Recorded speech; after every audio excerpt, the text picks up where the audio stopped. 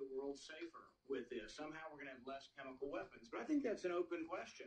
And I think it's conjecture at best. You can say, oh, well, we think Assad will be less likely to launch chemical weapons after this.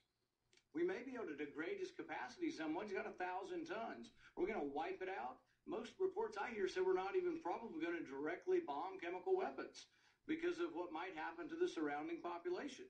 So my guess is he still will have the ability. Most people say Assad acted very illogically. Why would he release chemical weapons on his own people when it brought the anger and enmity of the entire world? So he's already acting irrationally or illogically. Now we're going to deter him, and he's going to act in a rational manner.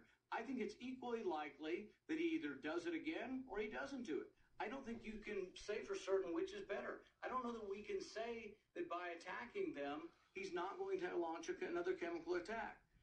Will the region, I got a few of them, then I'll stop. Will the region be more stable or less stable? We all say we want stability in the Middle East, and stability in the Middle East is a national interest for our country. Will it be more stable or less stable? I frankly think there are equal arguments on both sides of that.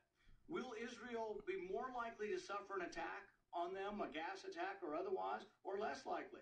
I think there's a valid argument for saying they'll be more likely to suffer an attack if we do this. Will Russia be more likely or less likely to supply more arms or get more heavily involved in this? I think there's a valid argument that they may become more likely to be involved. Iran, more likely or less likely to be involved with this? If Iran gets involved, more likely or less likely that Israel launches a reprisal attack on Iran? There are all kinds of unknowns that I can't tell you absolutely the answer, and neither can you, but I think there's a reasonable argument that the world may be less stable because of this, and that it may not deter any chemical weapons attack.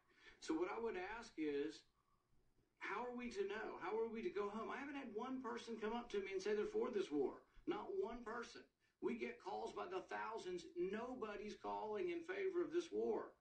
I didn't meet one. I was home all month. I went to 40 cities. I didn't have one person come up and say, do they all agree it's a horrendous thing? Yes, we all agree that chemical attacks are a horrendous thing, but people are not excited about getting involved. They also don't think it's going to work. The other